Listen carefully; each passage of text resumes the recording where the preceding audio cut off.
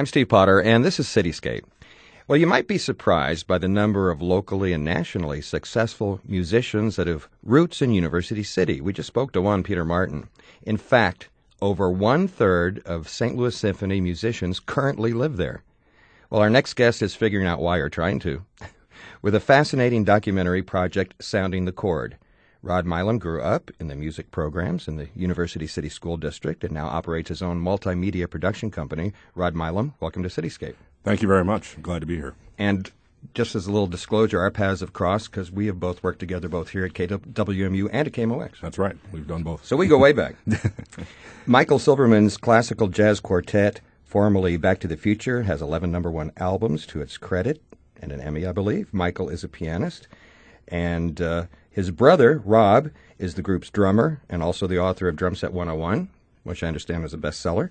And they are also co-founders of the U City Jazz Festival, and we also welcome them. Well, thanks, Steve. Pleasure to be here. Good to meet you all for the first time. What is it about University City, and I'll throw that out to all of you, because in fact, all three of you went to high school at U City together, didn't you? I think that's true. Just right around the same time, and even KWMU's Bob McCabe was my homeroom teacher when we were back there. So there's something very incestuous about this already. But Peter Martin, Jeremy Davenport, I mean, what is it?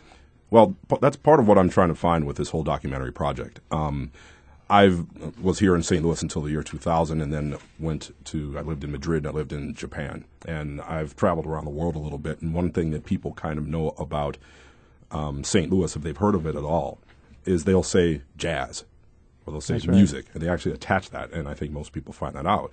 And going to New York and literally running into people that I knew from U City, not just St. Louis, but U City on the street, and finding them and getting in touch with a lot of actors, musicians, and artists and all that kind of got me plugged into the community there in 2002. Finding all these people, don't know why it was U City, but I just kept finding them, and you would listen to U City people talk and hear people who weren't from our sphere. They came from anywhere else in the country and anywhere else in the world. It'd be amazed that we had this kind of bond, and all these people had these music programs when they went through the schools. The music programs existed whether people went professional or not. It was just part of the atmosphere of the school. I've talked with plenty of Broadway dancers, actors, TV, what have you, artists, and they said, look, I was the band nerd, I was the music geek. Mm-hmm. But that word did not exist during the time that I went to U City. If you were in the band, if you were in the musical, that was great. You might have been a bigger star than somebody who played athletics or did something like that. It's part of the culture. And I'm trying to go back to the beginning of U City, which was formally formed in 1906, trying to find out, where did this artistic bent come from? How did it get woven into the entire community? Because it does go from changing demographics. When the town was very, very wealthy, it went from a tent city as being a rollover for people going to the World's Fair. Yeah, people used to have vacation or weekend homes there, right? Yeah, there were weekend homes, and there were tents that were put there for the World's Fair, were people who were coming to visit. And it grew up into this town that was very wealthy, mainly Protestant, all white. Then it became more Jewish, and then mainly Jewish after a while. And then in the late 60s, after open housing and the desegregation began in the county of St. Louis, then things were blended. But all throughout that, the arts in general were very strong and became woven into the fabric of the community. Well, it seems too much to be a coincidence. So, Michael and Rob, what do you think? Tell me about your experience in school with the music programs and what it meant to you. I'll tell you, U City is full of symphony musicians, for one thing. More than a third of the symphony lives in U City, so the musical families are just everywhere. And you've got that plus all the cross-cultural interaction, and it's a very interesting place to grow up, and there's a lot of music of all styles going. So it is a really musical place. Well, you must have had some great faculty or something. I think that's a lot to do with it. There was John Brophy and Casey Geis and Hi Martin. And before that, there was a lot of others. I'm sure Rod has more information on that. But So do you think that's current? Are they still churning them out? I've been to the high school and I've been around. My folks still live in U City, and I don't know that it's the same level of participation, or that there is the same level of participation than there was. And that can be said about public schools in general, and then music programs everywhere else. Which is unfortunate. But again, for this 100 years, the first 100 years of U City in the school system, it seems like there was this very strong push that was there. And again, it was the faculty. I've spoken with faculty members. Roger Warner was the director of the symphonic band and the concert band from 1961 until 1973. During that time, the U City High band was like one of the top 5 bands in the entire country.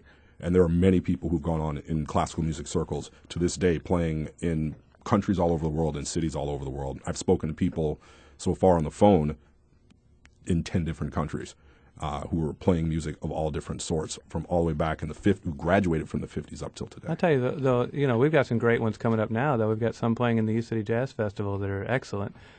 Zach Morrow is one of Rob's students from the time he was 4 years old, and he's just a phenomenon.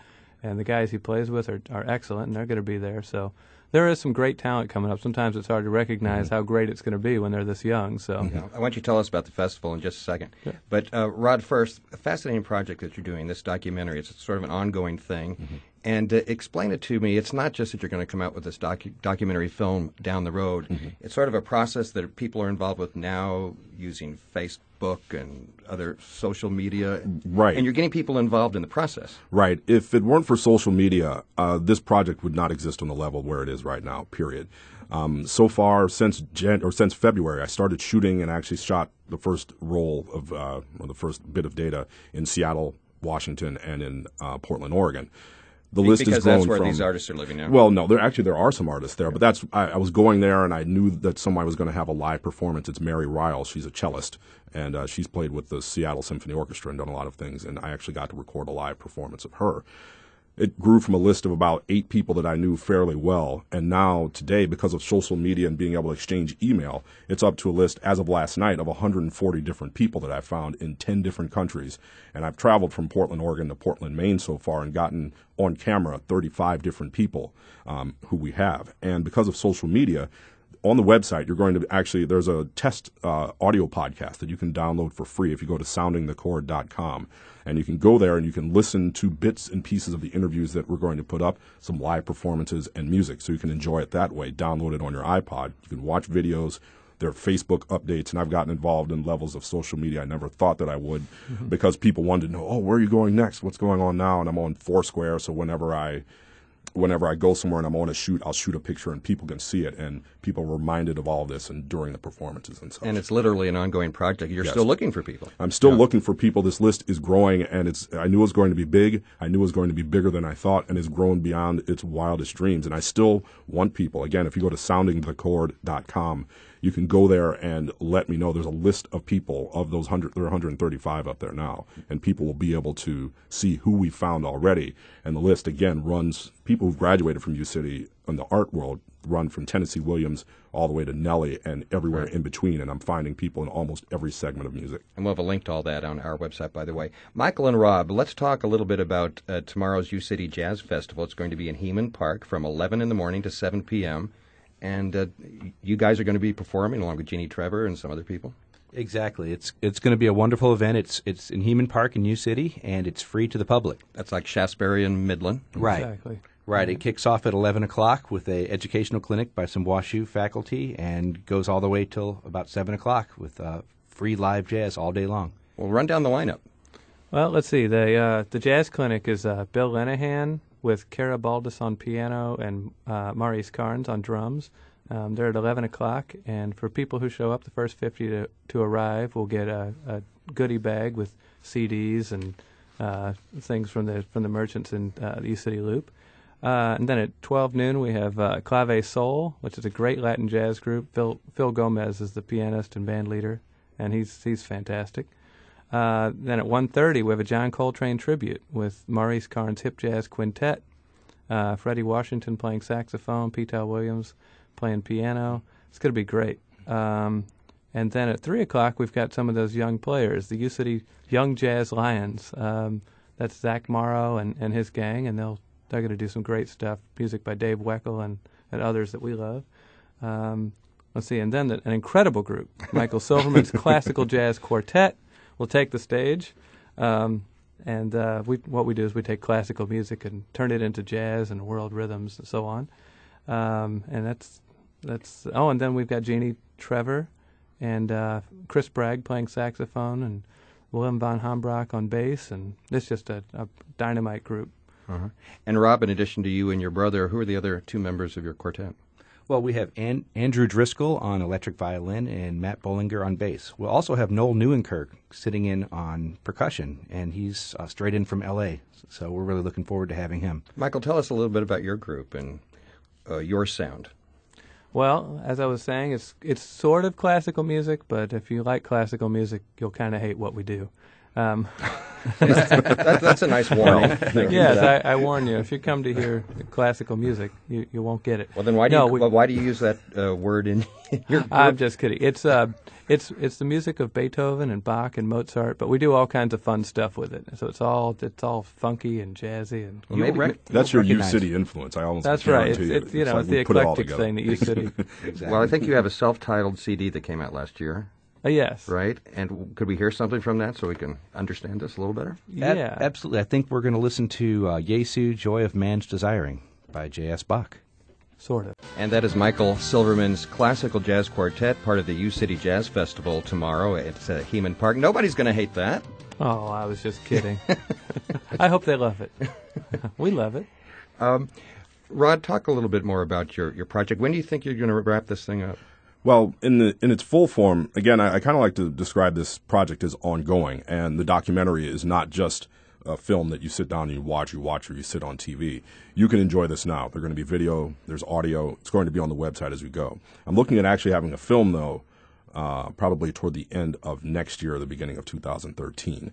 But the opportunities for concerts and everything else surrounding it, because it is music, is huge, and we're going to do that. And actually coming up on October 16th in Brooklyn, in New York, we're going to do the first live fundraiser for this. And we kind of had a U-City party in Brooklyn in 2009, and we had a lot of musicians come in, and we just played for free. And these were incredible people, say like Wayne Dumaine on trumpet. And we have a lot of people who are going to come in for free. We're going to get as many U-City people to come in as possible. And we actually have people coming from up and down the East Coast. Last time we had people from Vermont, from Virginia, and they came up and hung out at this place in Brooklyn. And then what do you hope to do with film festivals and that sort of thing? Yes, we'd like to do film festivals. Eventually, I think there probably will be a book out of it. And depending on what we can do, there could be albums. And ideally, if I had unlimited funds, I'd love to throw a great big party in U-City. We shut it down for a couple of weeks, and we get all these musicians to come back, as well as with educators. And we have a week full of music like U-City used to be able to do in the 70s. They had these jazz weeks and everything else. And we get these people to come back home, if you will, play some of this music and re-expose U-City to what was here. Well, Rob and Mike have experience putting together music festivals. They could probably do that true, for Rod. you. I think we'll be talking. I mean, we re-met each other because of this project, because I got in touch with them, and that's when I found out several months ago about the Jazz Festival, and I'm sitting in New York.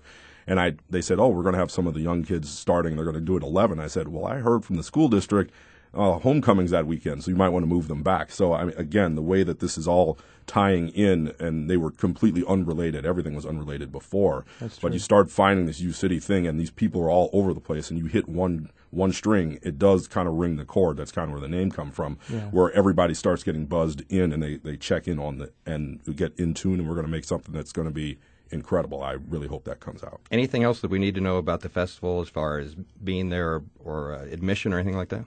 Well, we got to say again, the admission is free, so just come on out. We're going to have barbecue and pizza and jazz and Ted Drew's ice cream and beer and Chinese food. I mean, and the weather looks like it's going to be pretty nice for you too. Perfect jazz weather. Yeah, so it says 0% chance of rain now, so I'm really happy about that. Got to love that in St. Louis. Yeah. Let's remind people it's the U-City Jazz Festival. That's going to be tomorrow from 11 a.m. until 7 p.m. in Heman Park, which is right there on Midland at Shaftesbury. Again, 11 to 7, and we hope people will come out. If you go to stlpublicradio.org to the Cityscape page, we'll have a link to the festival's website. We want to thank Rob and Michael Silverman of Michael Silverman's Classical Jazz Quartet, who will also be performing there. Great to meet you guys for the first time. Thanks for having us, Steve. Thanks for having us. Great. And Rod Milam, producer, University City musician, a documentary project, and it's the Sounding the Chord. And it's a fascinating project, and we'll have a link to your information, too, so we hope people will check that out. And best of luck to you. Thank you very much. I hope to be back to say that we've filled this thing up, and we found 1,000 people for the show. Okay, hopefully we'll talk again down the road about it. All right, good. Thanks, guys.